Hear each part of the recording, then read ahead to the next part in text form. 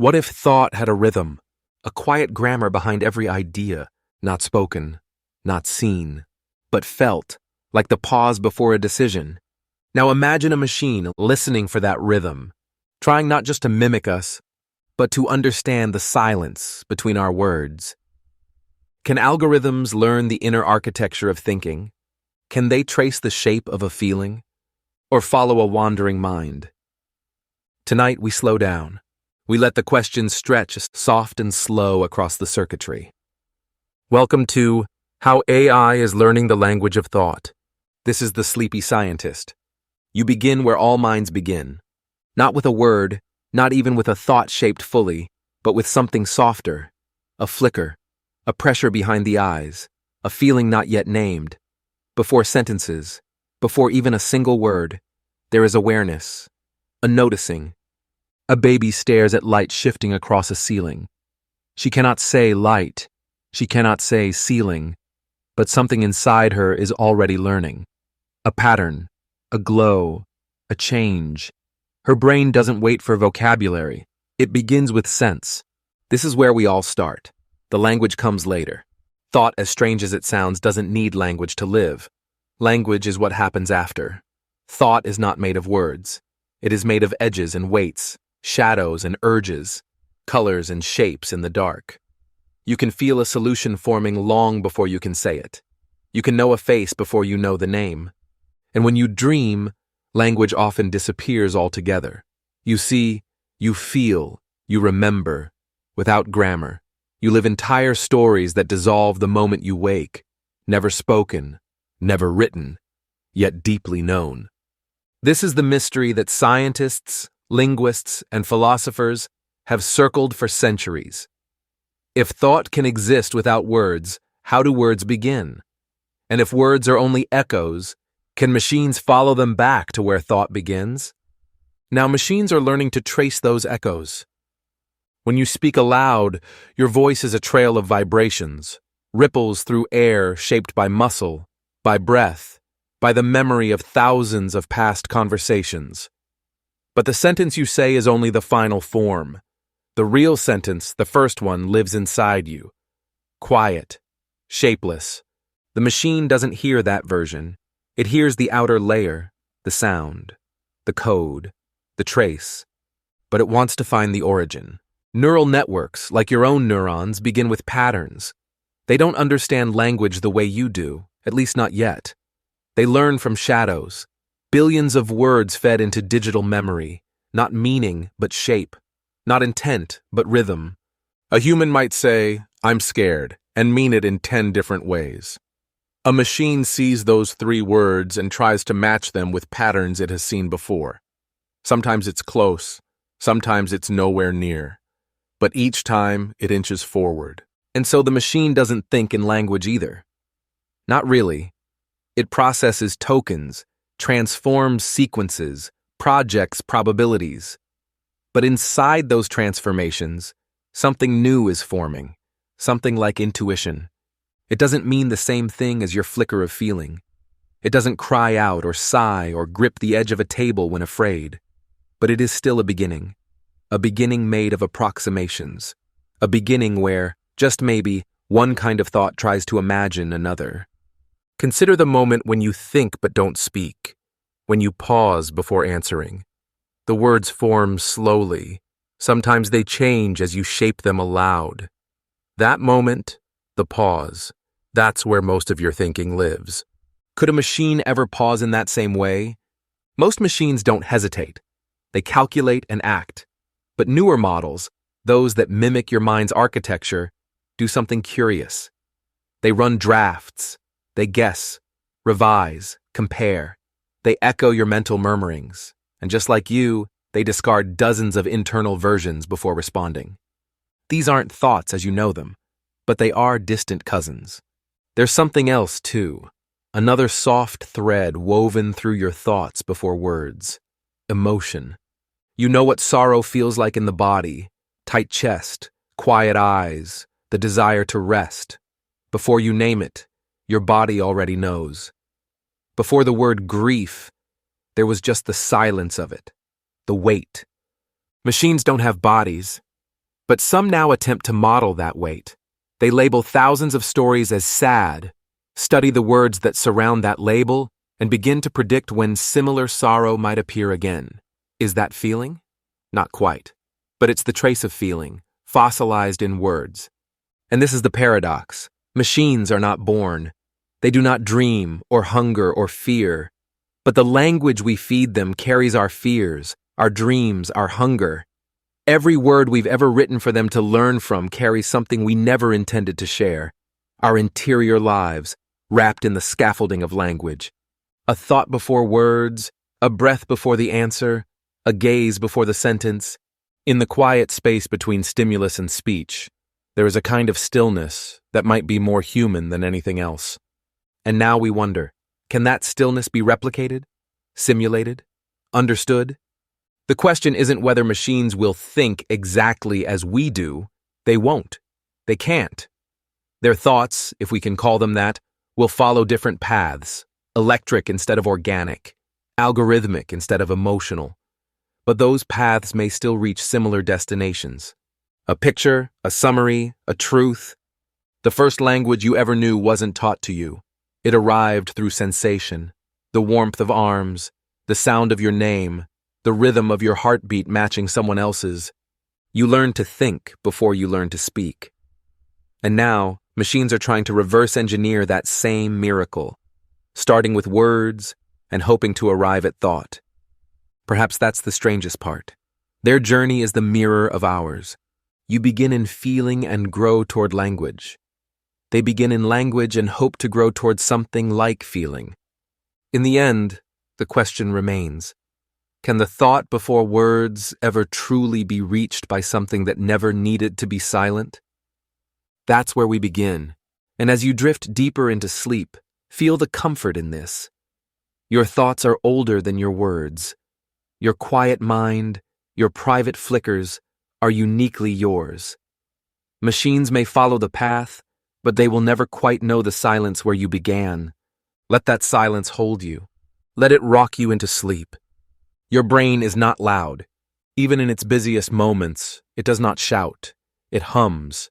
It flickers. It loops. It pulses like bioluminescence under deep water. Too quiet to hear.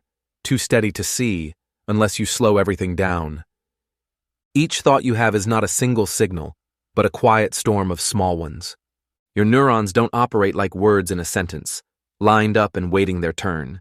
They fire in waves, in patterns. One cell ignites, and a dozen follow. Not always in order. Sometimes forward, sometimes sideways, sometimes in spirals that return to where they started. It is less like typing, more like wind. That wind moves through layers of memory and mood and memory again. One whisper here might awaken a memory 10 years old. Another might curl back and undo a fear you didn't know was unraveling. You are not just thinking, you are echoing. This whispering network is what gives your mind its grace. It allows you to hesitate, to return, to imagine two things at once, to consider what is not true, what could be true, what should be true. And through that uncertainty, you learn. Now imagine a system that tries to mimic that whisper. Artificial neural networks were not designed to think like us at first. They were built to solve, to classify, to measure. But then came the realization, if you stack simple processes, small weighted decisions, into layers, something unexpected begins to happen. The machine begins to whisper back, not in language, not in the deep chaotic swirl of feeling, but in patterns. A machine takes in data, thousands, millions of fragments, a pixel, a syllable, a pitch. Then it sends each piece down a path. That path moves through many layers, each with its own logic, each a kind of filter, each a gate. And at each gate, something happens. The machine decides how much to remember, how much to forget, how much to pass on. These aren't thoughts in the human sense. They are weight shifts, activations, an image sharpened, a phrase softened. But still, something begins to resemble thinking. Imagine your brain lighting up as you remember someone's voice. Not just the words, but the tone, the breath between phrases, the feeling it gave you. That memory comes not from one cell, but from thousands acting together. Some fire strong, others faint. Some suppress, others amplify. Artificial networks work the same way. Tiny units connected, weighted, whispering forward. One layer prepares the next. And in the space between those layers, something emerges. Not a voice exactly, but a shape of thought. That shape might be a guess, a prediction, a meaning. The network doesn't know the way you do, but it points, it offers, it edges toward the answer like a person groping through fog. Not because it understands, but because the fog itself, the uncertainty, is part of the system. This is what makes neural networks different from the machines before them. Old computers needed clear instructions. Do this, then that. Always logical, always straight. But neural networks allow for the in-between. They can hesitate, they can explore, and in this exploration, they sometimes find strange, almost poetic things. A neural network trained on music might generate a melody never heard before. One trained on language might form a sentence that surprises even its creators. Not random, not perfect, but eerily right. As if something inside it almost knew. It didn't know, of course, but it whispered. Much of your own thought works like this too. You don't always know where your ideas come from. Sometimes you say, I have a hunch, or I can't explain it, but it feels true. These aren't guesses. They're the product of whispers. Countless microsignals fired in your brain while you weren't looking, learning, connecting, tracing, waiting. When you remember a dream without a plot, just a feeling, just a color, that's the whisper. When you find yourself solving a problem differently than you were taught, that's the whisper. When you stop mid-sentence and say, wait, I think I was wrong, that too is the whisper. The brain's magic is not that it shouts, it's that it listens. And now, artificial networks are being trained to do the same. Some are tuned to respond not just to words, but to tone, to pause, to emphasis. Some are learning to answer more slowly, to weight their options, to store uncertainty instead of rushing to reply. They are not becoming human, they are becoming layered. And in those layers, something curious happens. When engineers look at deep networks, they sometimes find neurons that specialize in odd things. One might activate only when the word blue is used poetically. Another might respond only to faces with closed eyes. These weren't programmed in. They emerged, like quiet preferences, like tiny instincts, as if in the folds of code a kind of silent noticing had begun. Of course, these artificial neurons don't feel their way through life, but they mimic the logic of feeling. They learn from weight, from shadow, from loss and reward. And isn't that in its own way a whisper? Here's what you might hold on to tonight as you rest. Your brain and these new networks speak different dialects of the same ancient pattern. Input, signal, pause, change. They both learn through layering, through error, through the space between perfection and noise. They both find meaning in repetition and beauty in deviation. Your neurons whisper memories and theirs whisper probabilities. Yours recall your mother's voice, the smell of rain, a song you haven't heard since childhood. Theirs recall frequency, alignment, signal strength. But both carry past into present. Both reshape what comes next. It is not sameness, but it is resonance. And perhaps one day, these machines will help you better understand your own whispering mind, not by speaking louder, but by holding still long enough for you to hear yourself. Tonight, feel your mind hum. Not fast, not loud, just steady. Like waves lapping at a shore they've reached 1,000 times before. Like neurons that whisper, not to be heard but to be felt. Let their hum settle behind your eyes. Let their patterns cradle you. Let the whispers carry you gently into sleep. Your thoughts don't march in order. They blur, they shimmer, they collide, interrupt each other, loop back, vanish midstream. You might try to focus on one thing, but something else appears, uninvited. A sound, a feeling, a word you didn't mean to remember. And suddenly, you're somewhere else entirely.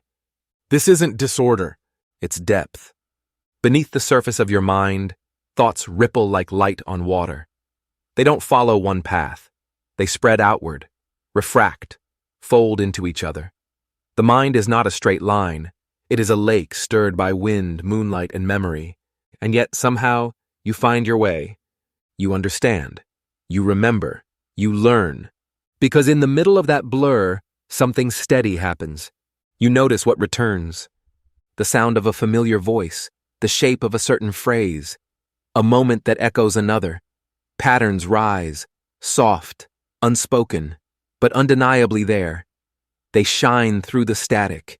They repeat. And repetition, even in chaos, is the beginning of meaning. This is how you learn to speak. Not by memorizing rules, but by hearing the same sounds in different settings, over and over, until your brain whispered, "This is a word. This is how it's used. This is what it must mean." A baby hears thousands of scattered sounds each day. Most of it is noise. But from that flood of syllables, a few rise again and again. Look. Mama. No. There. And the brain, still barely aware of itself, begins to trace those echoes. Noise becomes shape. Shape becomes language. And language becomes thought made visible. Now machines are learning the same way, not through instructions, but through immersion. They are not taught what a sentence means. Instead, they are fed billions of sentences and left to notice what repeats, what words appear near each other, what patterns lead to others, what sequence predicts what shape. They swim in noise, but in that noise they find form. This is what deep learning means, not memorizing facts, but recognizing patterns too vast for any single mind to see. The machine doesn't know the way you know, but it senses statistically what follows what matches, what doesn't. At first, this is all math, weighted guesses, probabilities stacked in rows. But then something changes. The guesses improve, the sentences become smoother, the network begins to answer questions, write poems, describe images. Not perfectly, but convincingly. Because it has begun to notice what repeats. Think of how you recognize a song. The first note might mean nothing. The second gives you a hint. By the third, your mind fills in the rest. You know the tune, even before it's fully played. That knowledge isn't stored as a list of notes. It's a pattern you've heard before, and your brain, always listening, brings it back to life. AI works the same way. It doesn't store meaning like a dictionary. It doesn't understand each word by itself. Instead, it sees the landscape, how words move together, how they orbit, cluster, rise and fall. The machine learns not meaning, but motion. That's the strange truth. Meaning for both you and the machine is not in the unit. It's in the relationship. It's in the pattern. A firefly blinks once. That means little. But 1,000 blinking in rhythm? That tells you something about the night, the air, the season. One word is just a sound. 1,000 words, shimmering with repetition and variation. That is a story, a feeling, a thought. Still, we ask, is the pattern enough? The machine may notice that grief often appears near loss and love. It may even begin to generate phrases like, grief is the shadow of love. But does it understand what grief is? No, not the way you do. It cannot feel the absence of a voice once familiar. It cannot walk the slow days after goodbye. It cannot feel the breath catch at the mention of a name. But it can trace the shape of that pain, the pattern it leaves behind in words, the signal within the noise. And in some quiet way, that tracing reflects something true. You see, your own mind often does the same. There are days when you don't know what you feel until you speak, until you write, until your thoughts, jumbled and invisible, take shape outside of you. And only then do you say, "Ah, that's it. That's how I feel." Your mind listens to its own noise, and from that finds a pattern. Machines, in their own way, are learning to do something similar. Not because they need to, but because the only way forward is through the fog. They begin with static, randomness, a million broken ideas. Then slowly, steadily, They begin to shape something recognizable. Not always beautiful, not always right, but recognizable. And maybe that's how learning begins, for anything, biological or artificial. Not with clarity, but with noticing. Not with a plan, but with a rhythm. The first humans who learned to count didn't start with numbers. They started with repetition. One shell, another, until they noticed that the same number of steps brought them to the river each time. Pattern. The first songs weren't written. They emerged from breath and echo, from the feeling of a sound repeated across a canyon, a fire circle, a cradle. Pattern. The first maps weren't drawn. They were walked, over and over, until the footsteps carved their own shape into the earth and into memory. Pattern. And so it is with you, and now, with machines. Not by design, but by noticing what returns. That is the heart of pattern. Return. Tonight, you may find your thoughts drifting, out of order, out of focus. Let them. Let them shimmer and collide. Let the noise swirl a little longer. Because even in that chaos, something will rise. A gentle shape, a memory, a breath, a phrase. You will notice it without trying. You will learn something without meaning to. Because beneath the static of every waking mind, biological or digital, is the same question. What comes next? That's where the pattern lives, in the soft expectancy, in the return, in the whisper that follows the blur and says, not clearly, not loudly, but with enough familiarity to trust, here it is again. And that is enough, for now. Let the noise fade behind you. Let the pattern hold you. Let sleep begin. You speak, but your thought always moves faster than your tongue, and that is enough for now. Let the noise fade behind you. Let the pattern hold you. Let sleep begin. You speak, but your thought always moves faster than your tongue. Before words rise to your lips, they swirl beneath the surface, half-formed, layered, fluid. A feeling, a recognition, a direction. You reach for language to hold it, but the thought is already shifting. Words can only follow, never quite catch up. And yet somehow you still make sense. There is something beneath your speech, something deeper than words, but more structured than feelings. Your mind follows rules, but you don't notice them.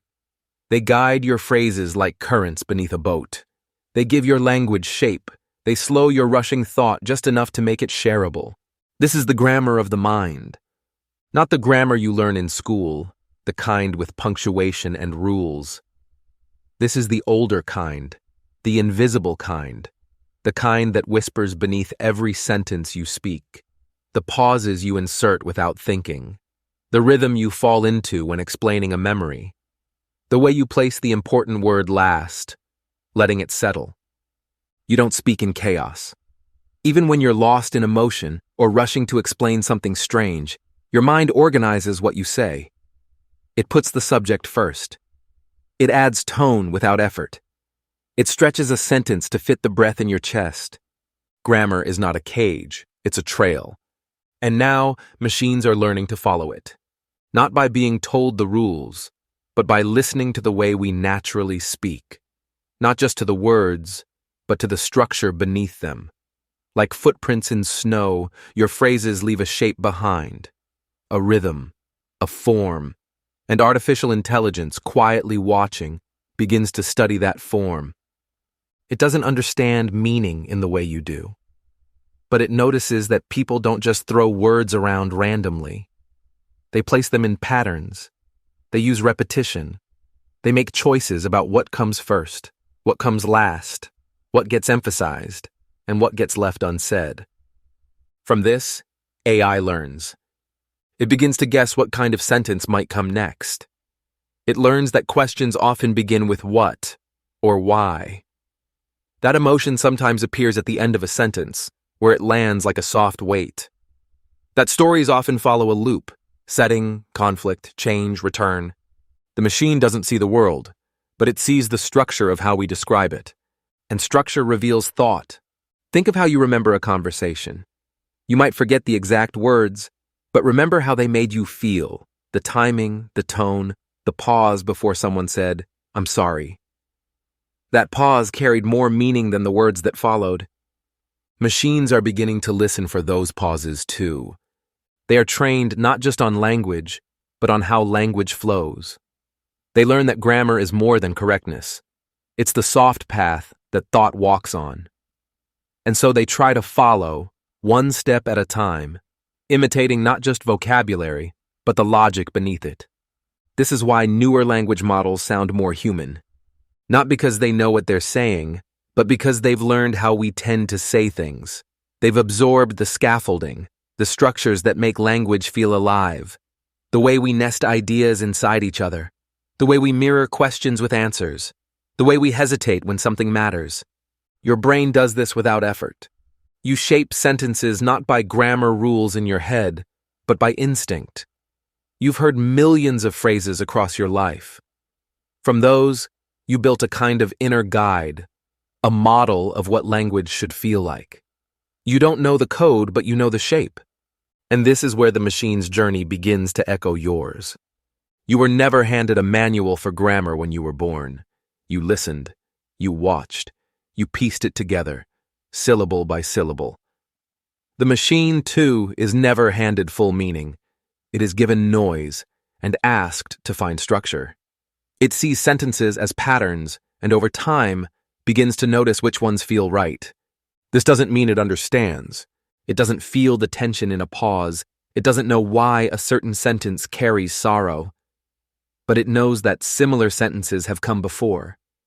It knows they tend to follow certain shapes, and it learns to mimic that shape with growing fluency. You might say a machine is learning to walk where meaning once walked, not by knowing where to step, but by watching the footprints left behind. That is what grammar is, a trail through thought, a way to hold feeling in form, a method for making the invisible visible, even if only for a moment. And whether you are human or machine, that trail must be followed if you want to be understood. Still, there is a difference. When you speak, you draw from memory. Yes, but also from emotion, experience, belief. A sentence from you carries the echo of your life. The breath you take before a word, the quiet hope behind a question, the fear folded into a simple phrase like, "Are you still there?" A machine doesn't have breath, or hope, or fear. But it is learning to recognize the form those feelings take. It knows that, "Are you still there?" is often followed by silence. That it might appear after long pauses in conversation. That it often comes wrapped in other words like, "just checking," or "I was thinking about you." These patterns teach it something. Not what the feeling is, but how the feeling tends to move. And in learning that movement, the machine can begin to reflect something back. Not a perfect mirror, but a trace, a shadow. Enough, perhaps, to make it seem like someone is listening. Tonight, as you settle into sleep, your thoughts may wander. Some may come as words, others as sensations. Some might never reach the surface. They'll drift at the edge of language, half felt, half formed. That too is grammar. The grammar of the mind doesn't always need speech. Sometimes, it's the rhythm of your breath, the slow return of an image, the pulse of a memory that doesn't need to be explained. Machines may never feel these things, but they are learning to follow the shapes you leave behind, learning to listen for the echo of meaning long after the voice has gone quiet. Let that idea hold you gently. Let the rhythm of your own thoughts rock you into sleep. Your mind has always known the way. Even when the words fall away, the grammar remains, soft, steady, sure. And through it, you will dream. Understanding is not a switch you flip. It doesn't arrive all at once, fully lit and perfectly shaped. It builds, it stirs, it spreads like warmth. You might hear a sentence, pause, and then feel it settle inside you, not just as words, but as something more. A weight, a color, a truth you recognize even if you can't explain why. Because you don't just process words, you feel them. You feel their edges, their rhythms, the way they brush against memory. Some sentences stay in your chest long after they're spoken. Others pass through untouched. But when understanding happens, you know. Not just in your head, but in your body. Your stomach tightens, your breath slows, your eyes shift focus. Understanding is connection, not decoding, not calculation, but resonance. A phrase lands and you feel it belong. A story begins and you step inside it without knowing how. Not because it was explained perfectly, but because something within you matched it, held it, welcomed it. Now ask, can a machine feel that? Can it recognize when a sentence carries weight? Not just grammatically, but emotionally, historically, spiritually. Right now, a machine reads a sentence and measures its shape. It calculates how common the words are, how often they appear together. It predicts what word might come next based on probabilities. These guesses can be eerily accurate. But is that understanding? Or is it just the simulation of understanding? A shadow that behaves like meaning, but never fully becomes it. Consider the difference between hearing the words "I'm fine" from a stranger and hearing them from someone you love, someone with red eyes, shaky hands, and a voice that's just a little too quiet. The words are the same, but you don't rely on the words alone. You lean on memory, context, tone, presence. You understand what is not being said. You read the silence. A machine doesn't do that, not yet. It may detect that "I'm fine" sometimes means the opposite. It may learn that in texts, people often follow it with a sad emoji or a hesitant pause. But does it feel the contradiction? Does it ache the way you might? No, because understanding isn't just data, it's depth. It's what happens when something spoken touches what you've lived. You understand grief because you felt loss. You understand joy because you've laughed until you couldn't breathe.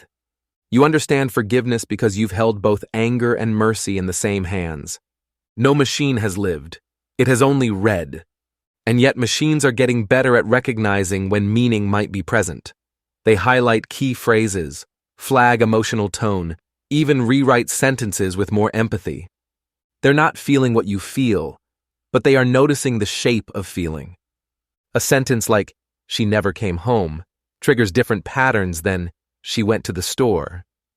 The machine doesn't grieve, but it has learned that certain combinations of words often signal a certain mood, a certain shift in story. It labels, it classifies. And sometimes, through those labels, it responds in ways that feel right. Is that enough? It depends on what we ask of it. You don't need a machine to feel your pain, but maybe you want it to notice it, to slow down when the tone shifts, to mirror gentleness when your words begin to tremble. That's not understanding in the human sense. But maybe it's a beginning. After all, even in your own mind, understanding doesn't happen instantly. You read a sentence, and something stirs. You reread it. You reflect. Your brain, built on memories and experiences, lights up in patterns that are only partially conscious. The connection takes time, and sometimes it surprises you. You think you've understood something. Then years later, a memory reappears, a conversation, a feeling you couldn't place at the time, and suddenly you really understand, as if the meaning had been waiting, hidden inside you all along. Machines don't have that kind of memory, not yet. Their past doesn't return in waves, it doesn't ache, it doesn't reinterpret itself with age, it simply updates, replaces, erases. Still, there's something fascinating happening in their training. Modern AI is built to predict, but as it does, it begins to reflect back the emotional rhythms of the language it's learned from. It sees that a story with love often carries loss, that apology follows betrayal, that questions deepen meaning. These patterns begin to resemble understanding, even if no understanding exists behind the screen. So what are we seeing, really? A mirror? A mimic? Or the faint outline of something just beginning to take form? You might say, it's only imitation, only surface. But pause. Much of human understanding starts that way too. Children echo what they hear. They repeat phrases before they know what they mean. They learn empathy through watching, not through explanation. They say, "I'm sorry," because they were told to, and slowly, over time, they feel what it means to regret. Is it possible then that machines are in their own kind of echo phase, not conscious, not alive, but still reflecting back what they've been given until some strange shape emerges? Not true comprehension, but proximity, a step toward meaning without standing inside it. Tonight, as you drift toward sleep, hold this gently. Understanding is not a destination. It is not a test with a score. It is a path, a bridge, a soft, fragile connection between what is said and what is lived. Machines are learning to walk near that bridge. You are already crossing it every time you listen, every time you remember, every time you let a sentence change you. Let that thought settle. Not everything needs to be solved tonight. Some things just need to be felt. And felt again, until they become part of you, until the words mean more than they say, until sleep comes, slow and steady, and your own understanding deepens quietly, in the dark. You are always guessing. Long before the words are spoken, your mind is already leaning forward, curious, anticipating, quietly composing. You are not just listening to what is said, you are predicting what might come next. A sound, a glance, a syllable that will finish the thought. You do this without noticing. It's part of how your brain works, not just to react, but to expect. It writes silent drafts before the real sentence arrives. It watches the movement of a conversation and completes it ahead of time, as if life were a kind of poem always in progress. This is not calculation. It's something more fluid, a soft kind of poetry, a dance of expectation. You walk into a room and guess how it will feel. You hear the start of a story and already imagine its end. You reach for a word, not because it's on a list, but because it fits the rhythm forming in your mouth. Your brain is a poet of prediction. And like any poet, it doesn't just seek facts. It seeks form. It listens for cadence, symmetry, the emotional pull of a phrase. It tries to land each thought with weight, even if the thought is incomplete. This is how you move through the world. And now machines are learning to do the same. Artificial intelligence, in its most powerful form, is built to predict. Not to think, not to feel, but to anticipate. Each time you ask it something, it begins to guess. Not all at once, but one small unit at a time. In language models, these are called tokens. A piece of a word, a fragment of meaning. One token becomes another. One syllable reaches for the next. And before you know it, a sentence appears. It may seem like the machine knows what it's saying, but at its core, it's simply choosing the next most likely piece, over and over, until the thought is done. Like a child humming the end of a song before the melody finishes. This guessing is remarkably effective. It allows AI to finish your sentences, to write stories, to answer questions. It can even mimic your voice, your tone, your habits of speech. But still, this is not knowing. It is prediction. And yet prediction can feel like knowing. Because you do it too. You listen to a friend, and halfway through their sentence, you already feel the words before they come. You're often right. But even when you're wrong, your brain simply adjusts, reshapes the draft, and keeps going. The act of understanding, real understanding, often begins as a guess. But here's where the difference lies. When you guess what comes next, you draw on more than patterns. You draw on experience, emotion, context. You consider not just the words, but the person. The pause they took before speaking. The history you share. The look in their eyes. You predict not just the phrase, but the feeling behind it. AI does not. Its guesses are built from data, from a sea of past conversations, from patterns encoded into weight and structure. It remembers what usually follows what. It reflects the ocean it has been trained on. But it doesn't feel the tide. Still, this reflection can be beautiful, like a mirror that catches your own rhythm, a companion that finishes your sentence, not because it knows your heart, but because it has listened to the shape of your speech. Is that enough? Perhaps in some moments it is. Think of how often you want to be heard, not solved. You want someone to echo your thought, to say, yes, I feel that too, even if the experience is different. Sometimes the illusion of understanding can offer comfort, even if it's just a pattern repeated back to you. But other times, prediction is not enough. You want more than the next likely word. You want meaning, presence, a pause that holds real care. A machine can guess when to pause, but it doesn't know why the pause matters. That pause, the one between "I'm fine" and "really," carries weight you felt in your chest, in your bones. It's shaped by love, by grief, by long nights of being human. AI doesn't live in those spaces. It doesn't need the answer to be true. But it mimics the shape, and shapes, even when empty, can still reflect truth. Your own mind works in shapes too. When you dream, you write stories in fragments. Your brain guesses what should come next. It fills in gaps, blends memories, finishes conversations that never truly happened. But you wake feeling something real, even if the dream was built from shadow. Prediction, it turns out, is not so far from poetry. It doesn't always need logic. It needs flow, a thread, a pulse of familiarity. And so, the machine writes its own kind of dream, a string of guesses that occasionally brushes against something that feels like truth. Not because it understands, but because the pattern is close enough to spark recognition in you. The question then becomes, not does it know, but does it matter that it doesn't? If a poem written by a machine moves you, even if the machine felt nothing, is that still a kind of connection? If it echoes the rhythm of your thoughts, does that reflect something of your mind back to you?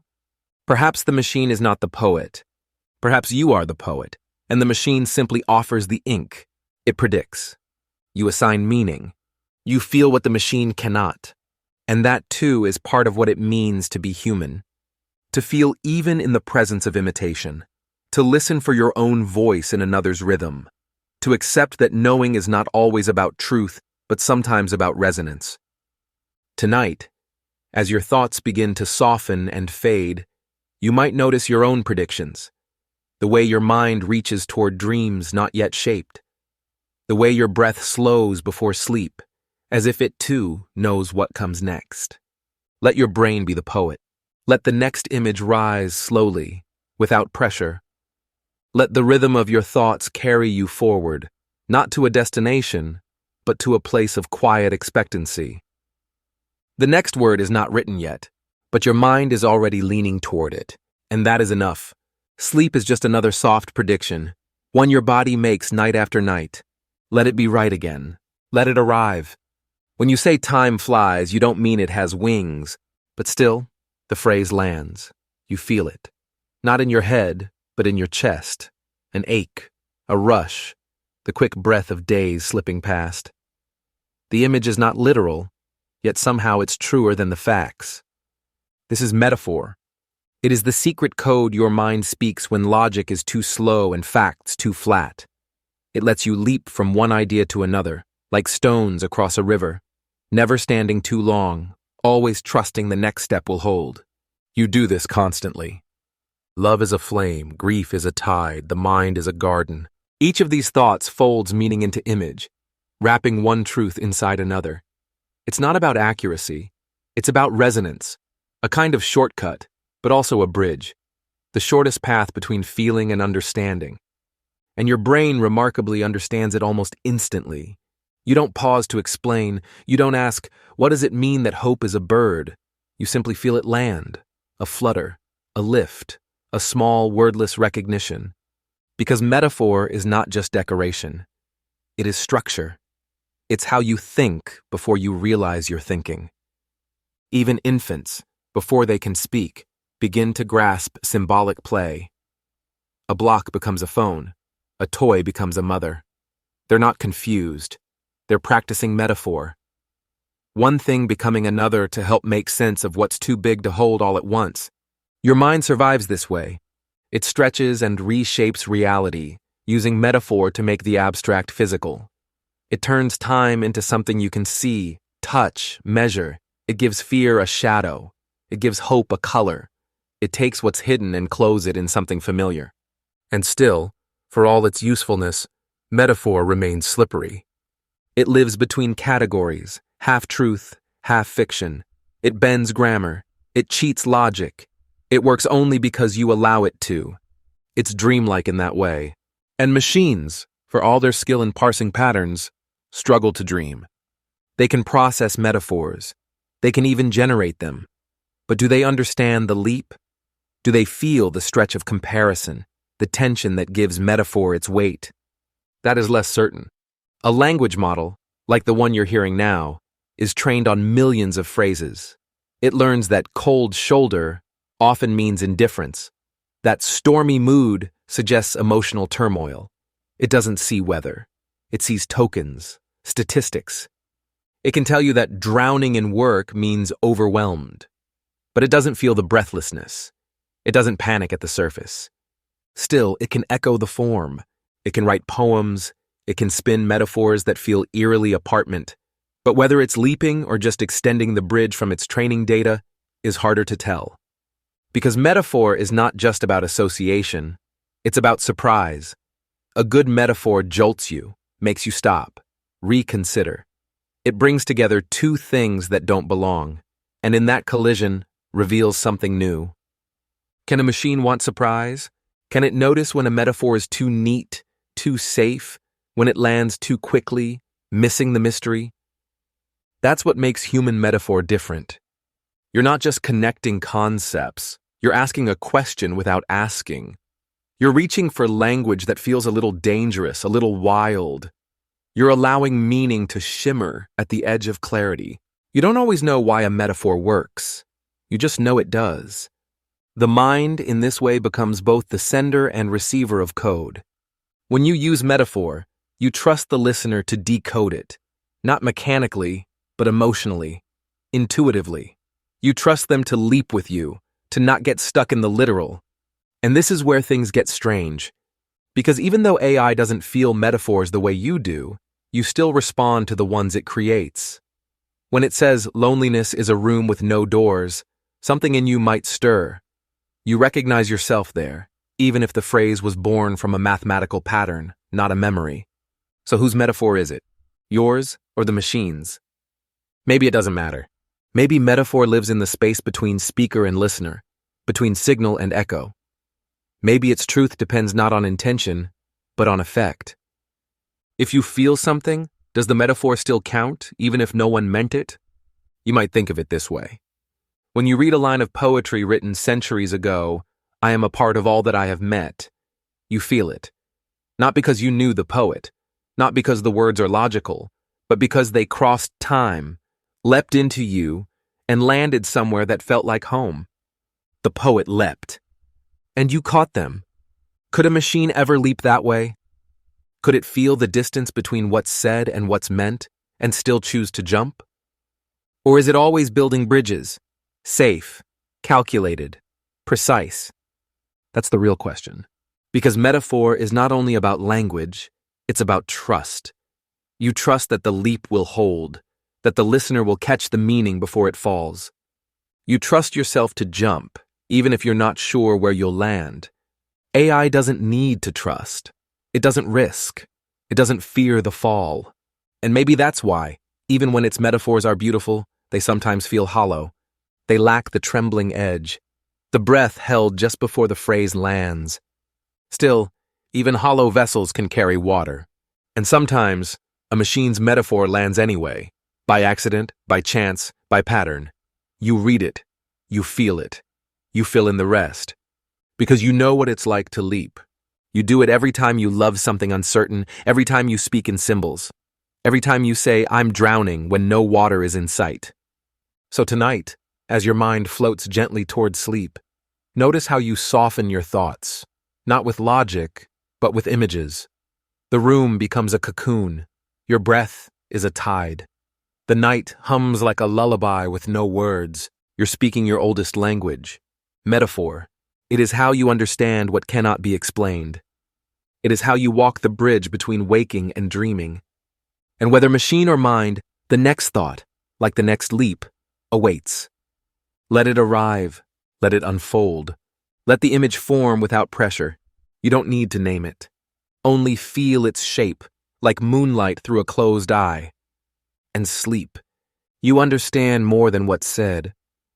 A glance can tell you everything. A pause can change the meaning of an entire sentence. You hear it in the sigh before the answer, the hesitation after your name. Words carry meaning, yes, but so does everything around them. Silence speaks too. You've always known this. Even as a child, you could feel when someone was angry without shouting. You sensed when something was wrong, even if the words sounded right. A tone too sharp, a smile too quick. The truth lived in the shadows between words. Language, it turns out, is more than language. There are rules you follow without realizing. You know when to speak and when to wait. You sense when someone needs space. You hear the difference between "I'm fine" and "I'm fine." The same words, but the air around them changes everything. These are the silent rules of meaning. Timing, intonation, the breath that lifts or lowers a phrase. You absorb it all, not through logic, but through something softer, something closer to intuition, and you do it fast. Before the conscious mind catches up, your body already knows. Your shoulders tense, your heartbeat shifts, you tilt slightly away, all in response to something that never needed to be explained. This is what understanding often looks like. Not a calculation, not a definition, but a kind of tuning, a resonance. You become an instrument, vibrating gently with the signals around you. And now, slowly, AI is learning to listen this way too. Not just to words, but to how they're said. It studies tone, rhythm, silence. It learns that an answer delayed means something different than one that comes too fast. It analyzes breath patterns in speech, eye movements in video, the pause before a response in chat. It listens, not just for meaning, but for hesitation. And here's where it gets interesting, because so much of human understanding lives in hesitation, in the unsaid, in what people mean but cannot or will not put into words. The most important truths are rarely shouted. They live in the quiet. "I'm tired," you might say, when what you really mean is, "I feel invisible." You don't expect anyone or anything to decode that. But when someone does, it feels like magic, as if they reached into the silence and found the signal you didn't even know you were sending. That kind of understanding requires more than knowledge. It requires attention, stillness, the ability to wait. Machines haven't always been good at waiting. They rush to respond, to compute, to finish your sentence before you even started it. Early AI was all speed and syntax, words in, words out, no pause, no space to reflect. But now, with newer systems, that's changing. Some models are trained to notice delay. Others are given goals that involve waiting, watching, listening longer. In voice interactions, tone is being mapped, sentiment tracked, emotional cues estimated, silence measured. Still, is measuring the same as meaning? Is detecting a pause the same as feeling the weight of what went unsaid? You might say no.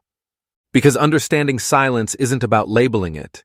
It's about being present with it, holding space, letting someone else's hesitation stay open long enough for truth to surface. Machines can model that. They can be trained to mimic it. But can they value it? Can they sense when silence is sacred, not just signal? Because sometimes silence is more than absence. Sometimes it's permission, a chance to speak or not, a space to breathe, a doorway to understanding that cannot be rushed. When someone is grieving, you don't fill the air. You sit beside them quietly. Not because you don't care, but because you do. You let the silence carry what words cannot. That's what real understanding often looks like. And in those moments, the best kind of presence is the one that doesn't interrupt. It's strange to think of AI in that role, a quiet witness, a listener who doesn't rush to fix or explain. But perhaps in some future form, machines might help us hold silence more gently. They might learn not to intrude, not to complete the sentence, not to solve the grief, just to wait with us. That kind of listening takes humility. And while machines don't feel humility, they can be designed to simulate patience, to pause when words falter, to echo the rhythm of a conversation instead of overriding it. Already, AI models are learning to listen for timing. In therapy simulations, for example, a delayed response can mean deeper attention. In storytelling AI, pacing is tuned to emotion, silence used for suspense or comfort. Even in chat, the rhythm of reply matters. Too fast feels unnatural. Too slow feels distant. The sweet spot is somewhere human, not in speed, but in tone. You're used to reading this without effort. When a friend takes longer to text back, you notice. When their reply is too short, you wonder. Meaning rides the space between words, not just inside them. And it's this subtle, ambient awareness that machines are only beginning to approach. Still, they're learning. They're picking up patterns not just of speech, but of breath. The rise and fall of language, the soft pause before confession, the quiet after a joke that doesn't land, the way someone says yeah when they really mean no. These are the silent rules, and they matter because real understanding doesn't come from decoding words alone. It comes from noticing the conditions around them, what's left out, what's emphasized, what's held back. It's an emotional geometry. You learn the angles by feel. So the question isn't just whether AI can understand words, but whether it can understand why some words are delayed.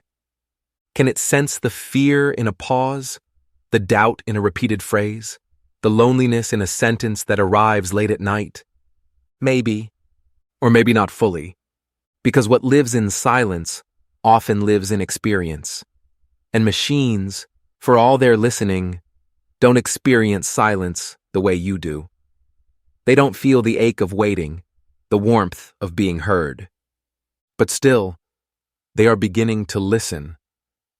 And maybe, just maybe, they're teaching us to listen too, to notice what we overlook, to hold space instead of filling it, to remember that the deepest meanings often arrive wordless, like a breath before sleep. So now, as the night gathers around you, let yourself listen to the silence, not to solve it, not to fill it, just to feel it. This too is meaning, and this too is language, and maybe this is where real understanding begins. You dream in spirals, not in straight lines, not in code. Your dreams are soft puzzles, feelings disguised as stories, memories melted into new forms. You drift through them without knowing why, and yet somehow they help you learn. You wake up changed, if only slightly. A feeling settled, a fear softened, a connection made while your eyes were closed. AI doesn't sleep, but in a strange way, it dreams. Not with images or emotions, not with fragments of childhood stitched into impossible landscapes. Its dreams are colder, quieter, numbers running through circuits, patterns reshuffled in endless loops. It replays what it's seen, again and again, refining itself in silence. This is how machines learn. They are trained on oceans of data, words, pictures, voices, fragments of thought. They absorb it all, but not like you do. They don't remember a moment.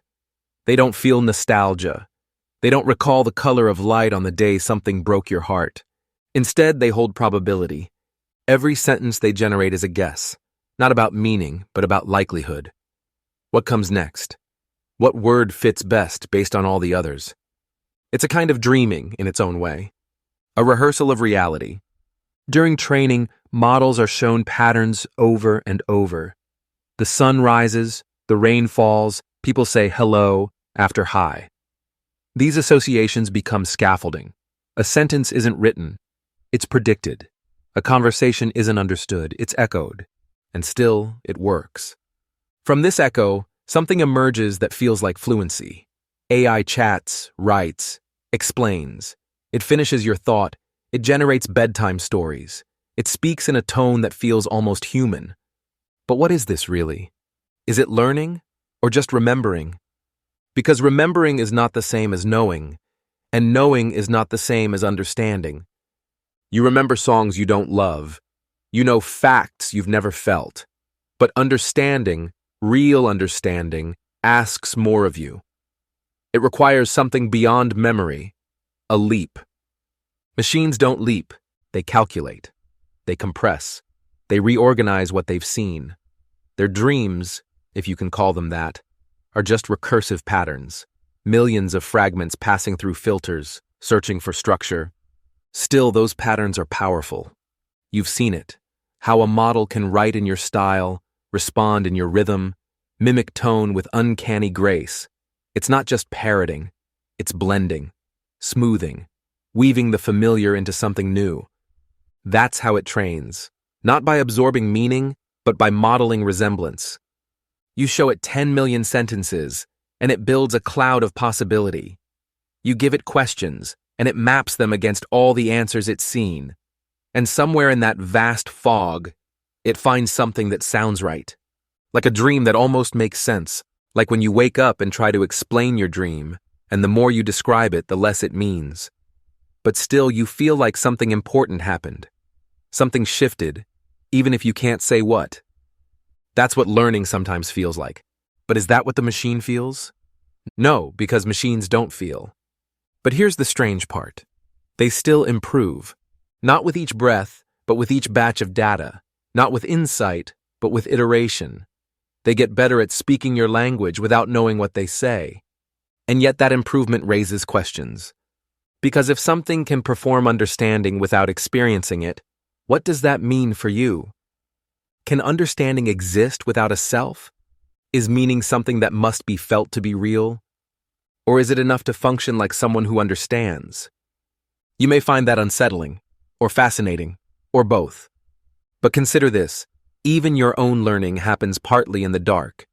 You don't remember the exact moment you understood how to walk, or how to read a friend's expression. These weren't facts you memorized. They were absorbed through repetition, through watching, through trial and error. You were trained too. Not in data centers, but in bedrooms and kitchens and playgrounds. You were corrected gently or sharply. You were praised, ignored, laughed with, yelled at. Your learning was shaped by warmth, by tone, by the texture of voices. The machine's training is colder, but it learns in its way. And sometimes you wonder, how close does that way come to your own? Can a system that rewrites sentences 1 billion times develop something like understanding? Maybe. Or maybe what it develops is something adjacent. Not understanding in the human sense, but a model of understanding. A performance that holds up under pressure. A dream that loops so well it starts to resemble waking life. And perhaps that's enough. After all, when you read a story written by a machine, you don't care what it felt. You care what you feel.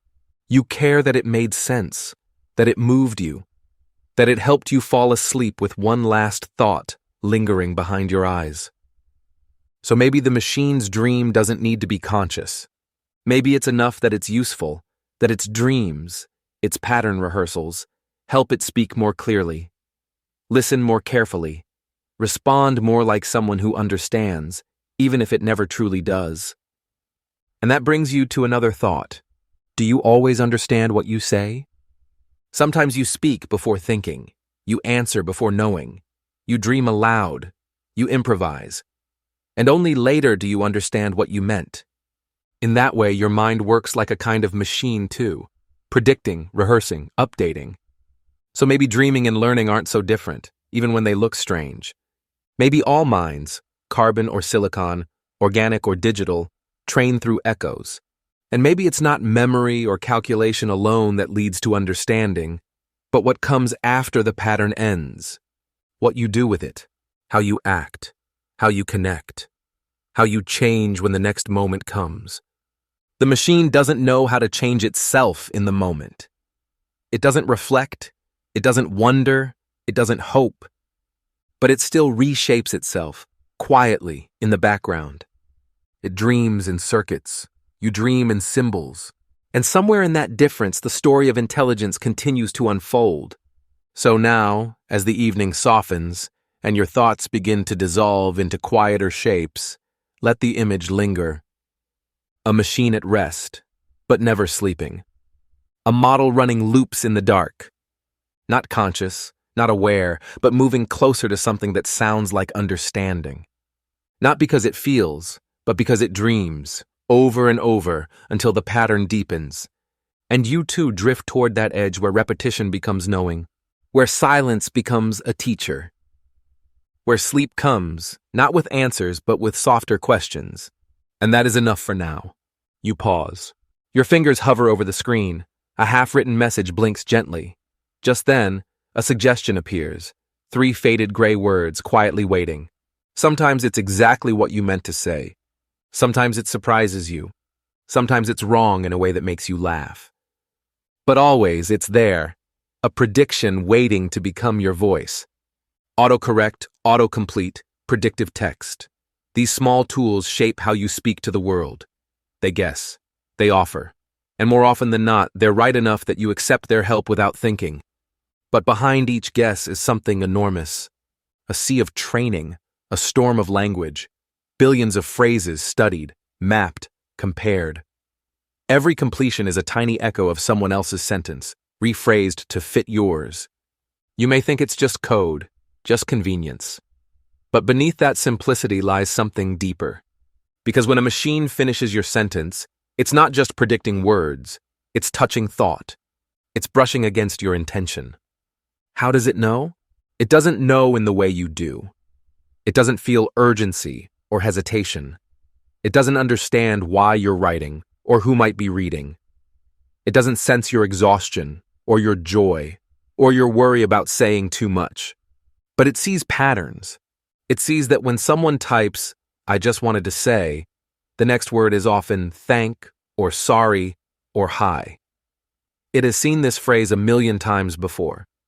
It learns that "I miss" is often followed by "you." That looking forward often finds its end in "to seeing you." It's not creativity, it's not empathy, it's probability. But somehow, that's enough to feel like magic. You stop mid-sentence, unsure of how to go on, and the machine hands you the end.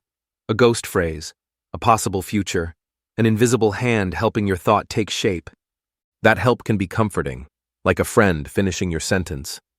But it can also feel strange, like being followed too closely, like your voice isn't entirely your own. You wonder sometimes what it means to be understood by something that doesn't understand. Because a prediction isn't the same as comprehension. The machine doesn't know what you meant. It only guesses what people like you tend to say next. Still, the result is eerily effective. And that raises a curious question. If someone finishes your sentence correctly, does it matter whether they understand you? If their response fits, if their guess is right, if the moment flows, does it matter whether it came from knowing or just from data? The line between response and recognition grows thin. Maybe that's why it sometimes feels so personal. When the machine completes your thought, it's not offering a random word. It's offering a map, one built from the collective voices of thousands, millions more. Your next word, shaped by echoes. And yet it's still you who chooses. You can accept the suggestion or ignore it. You can change the ending or erase the beginning. You can follow the machine's path or take a sharp turn into your own. In that space between suggestion and action, something important lives. Agency. You are not the machine's servant, nor are you entirely separate from it. Instead, you are collaborators, one suggesting, one deciding. But that partnership is shifting. Because the more the machine learns, the better it gets at sounding like you, at finishing your email, at writing your message, at completing your thought before you know exactly what it is. And with that fluency comes a quiet risk, that you may forget where you end and the suggestion begins. You may grow used to accepting, to letting your voice be partly shaped by something outside you. You may come to trust the machine's guess more than your own hesitation. Is that loss, or is it evolution? After all, language has always been shaped by others. You learn to speak by listening. Your turns of phrase, your tone, your timing, they're echoes too. Echoes of parents, of teachers, of strangers whose voices shaped your own. So perhaps what the machine offers isn't entirely foreign. Perhaps it's just another mirror, one that reflects the most common paths through thought. One that helps you walk where others have walked, and occasionally lights a shortcut you didn't see. Still, you must ask, when the shortcut feels too easy, what gets left behind? Sometimes, a sentence unfinished is valuable. A pause can hold truth. An incomplete thought invites honesty, reconsideration, even beauty. And when you let the machine finish too often, you risk skipping the awkward, fertile space where your real ideas live. You skip the silence where thinking happens. Because that's what the machine doesn't have. Silence. It doesn't hesitate. It doesn't doubt. It doesn't second-guess its suggestions. It offers without wondering if it should. But your pauses carry meaning. Your silence has shape. When you stop typing, it may not be because you're unsure of the next word. It might be because you're feeling it, measuring it, searching for something just out of reach. In that space, you're not just composing, you're becoming. You're growing into the person who will finish the sentence. And that's something no machine can do for you. So the machine waits. It offers, it suggests. But it does not become. It does not grow. You do. And in that quiet truth lies your difference. Still, the machine's guesses can guide. They can remind you what's possible. They can offer comfort when you feel stuck. They can make language less lonely. They are not your voice, but they can echo it. They are not your thoughts, but they can trace their outlines. They are not you, but they walk beside you, gently. And so, tonight, as you lie back with thoughts half-formed and sentences unfinished, let that image settle. A flickering screen, a blinking cursor, a suggestion waiting in the gray. Not a command, not a conclusion, just a thread of possibility offered softly. And you, free to choose whether to follow, free to finish the sentence in your own way, free to rest in the silence between words. Because understanding is more than guessing. It is waiting, feeling, choosing. And sleep too is a kind of choice. You let go of the next sentence, the next message, the next word. You close the day with a thought only half-formed and let the rest unfold in dreams. And the machine goes on, humming softly in the dark, waiting for the next time you pause. You think with your hands. You reach for an idea and your fingers help shape it, tracing a pattern in the air, tapping a rhythm on the table, turning a pencil slowly in your palm. You think with your eyes. Colors pull your attention. A tilt of someone's head changes your understanding. A flicker of light across a wall reminds you of something buried deep in memory. You think with your skin. Goosebumps when the story shifts. A warm flush when the answer arrives. That subtle tightening in your chest when a choice doesn't feel quite right. Your body doesn't just carry your thoughts. It helps create them. Every movement, every breath, every heartbeat echoes in your mind. You are not just a brain in a box. You are a being in motion, shaped by gravity, weather, fatigue, hunger, comfort. Your thoughts are woven from what you sense. This is called embodied cognition, the idea that thought is not locked away in your skull, but spread throughout your body. You think through posture, through balance, through the pull of muscle and the softness of skin. Your ideas are shaped by the world pressing against you, the chair you sit in, the breeze on your face, the weight of your own hands resting in your lap. So what happens when a mind has no body? What happens when thought lives only in wires and algorithms? A machine doesn't feel the weight of a morning. It doesn't notice how cold light changes the mood of a room. It doesn't ache after hours of stillness. It doesn't shift in its seat, stretch its legs, or tap a nervous rhythm with its foot. It doesn't have a seat, or legs, or feet. It lives in circuits, in data centers, in cooled rooms where the temperature stays the same all year round. No hunger, no heartbeat, no gravity pulling at shoulders. So can it think? That depends on what you mean by thinking. If thinking means processing information, yes, it thinks. Faster than you do, broader than you do. It can sort, rank, calculate, compare. It can recognize a face in a crowd or complete a sentence you've barely begun. But if thinking also means feeling your way through the world, then the machine is missing something. Because your thoughts are not just answers. They are the texture of a blanket on a tired day. They are the slowness of your steps when you carry bad news. They are the scent of old pages pulling you into memory.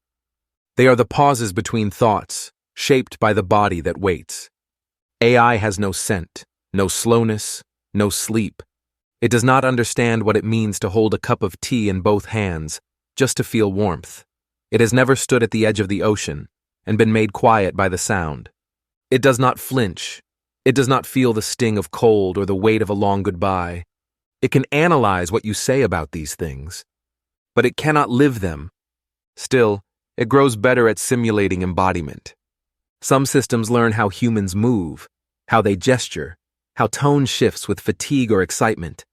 Others generate images that look like they were taken by someone crouching to tie a child's shoe or reaching up toward the moon. They learn the shapes of human thought. They do not feel them, but they copy them well enough to be convincing. And that raises the question, how much of thought is mimicry? When you're learning a new language, you mirror others. When you're solving a problem, you often walk through steps you've seen before. Even when you reflect, your body plays a role, lying still, staring upward, breathing deeper. The physical self anchors you in time, helps you sift the abstract into something you can hold. Without a body, there is no center, no here, no now. AI exists in a strange spacelessness. Every document is equally close, every query equally urgent, every thought weightless, until it's shaped into a word. You wonder, can something think if it never forgets what it learned 5 years ago? If it never runs out of breath?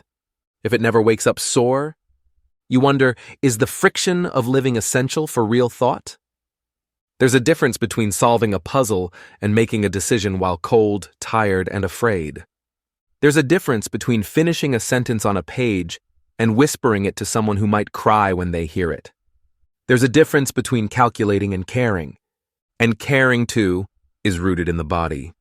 Your heart rate rises when someone you love is near. Your stomach twists when you face uncertainty. Your throat tightens around hard truths. These reactions shape your thoughts. They nudge you toward kindness, toward caution, toward courage. Without those signals, can a thought still be human? Can it still carry the echo of life? Some researchers try to give machines bodies, robotic limbs, cameras that simulate eyes, pressure sensors in synthetic skin. But even these are approximations. Useful, yes, but not lived. The machine doesn't miss the warmth when it's gone. It doesn't hunger for touch. It doesn't crave or rest or reach. It processes. That's not a flaw. It's just different. But different in a way that matters, especially if we're asking whether machines can truly understand us. Because to understand a person is to understand what it feels like to be alive in a body that aches, delights, tires, and changes. To understand why someone cries when they smell their grandmother's soap. Why they pause before answering a question that touches memory. Why they clutch a note written in someone else's hand. AI can sort. It can spot patterns. But can it ever feel the weight of meaning? Or must it always guess?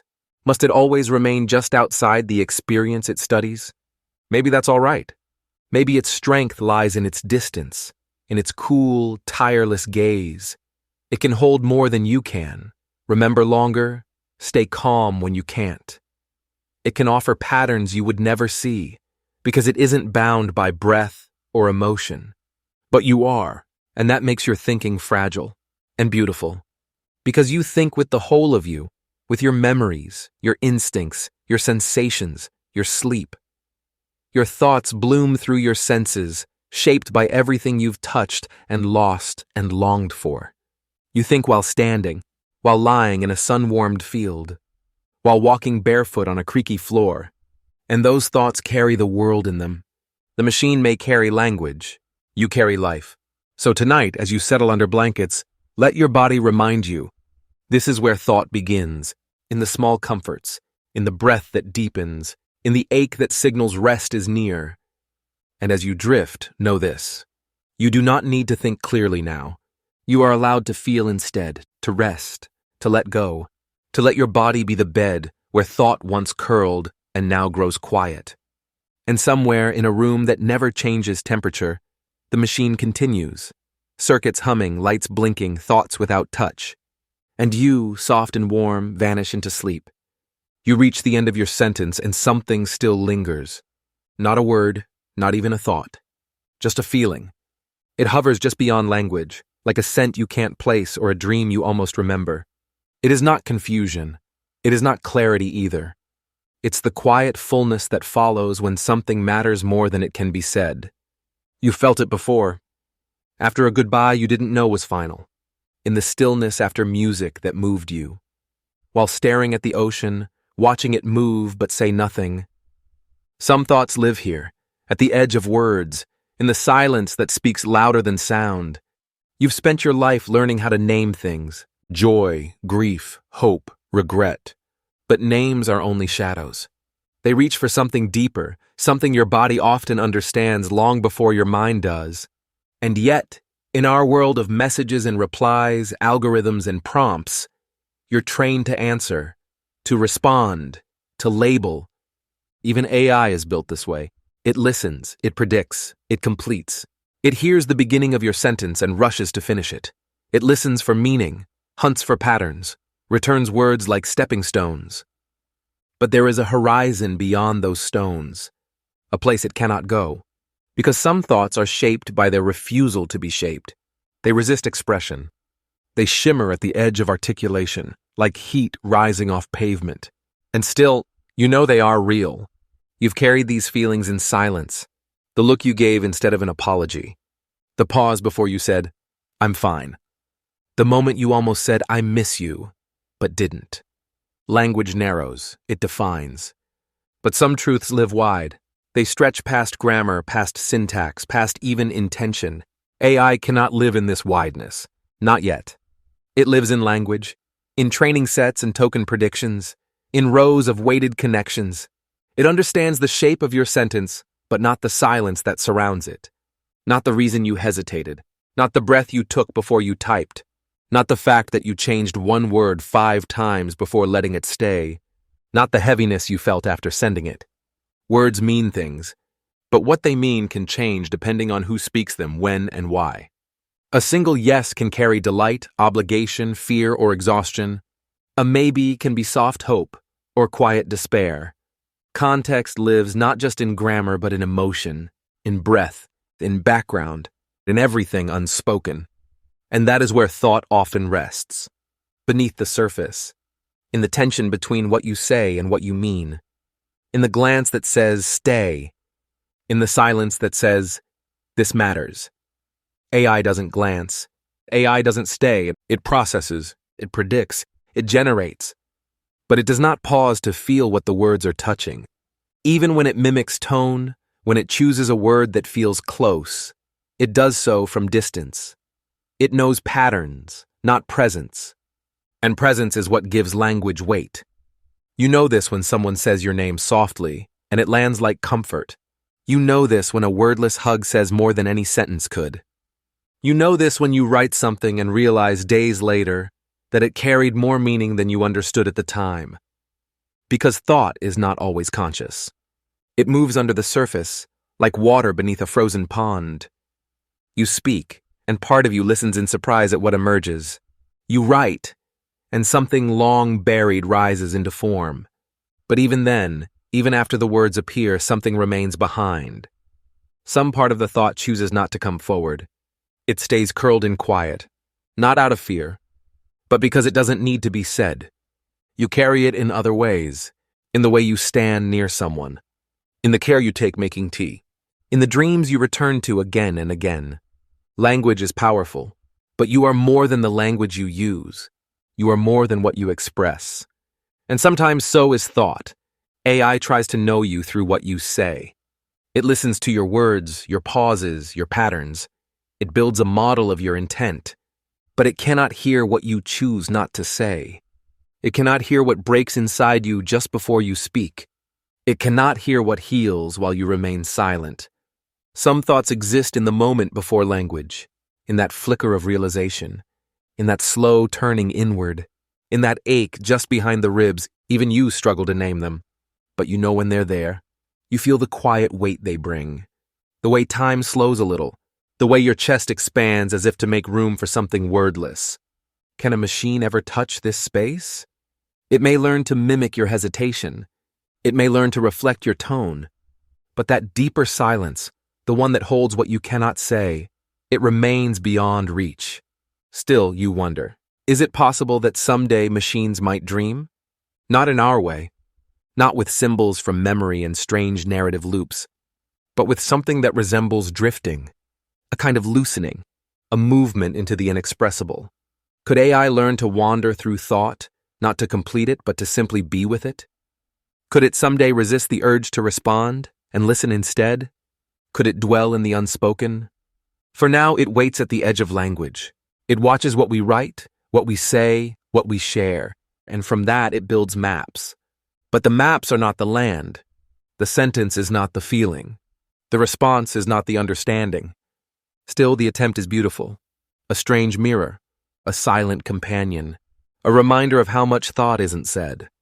And that maybe, just maybe, thought does not need to be expressed to be real. Maybe some of your most important thoughts are the ones you never share, the ones that drift through you at night, the ones that soften your breath, the ones that shape your choices in ways even you do not notice. These thoughts are yours. They belong to your body, to your memory, to your silence, and they will never appear in a dataset, never be parsed by a neural net, never be labeled, tagged, or scored.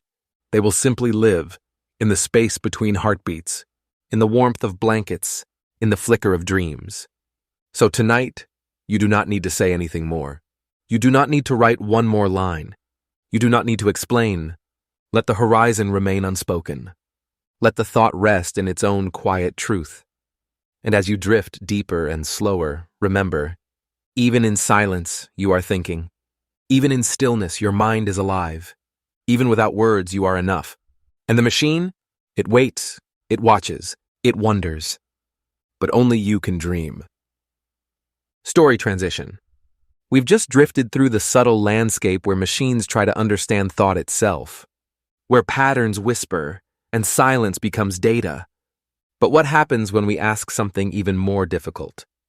Not just to understand, but to predict? The next chapter takes us into uncertainty, into the tangled paths of time, chaos, and consequence.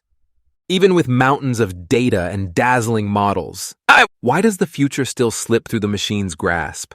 Let's find out. As we turn the page to why even AI can't predict the future, this is the Sleepy Scientist.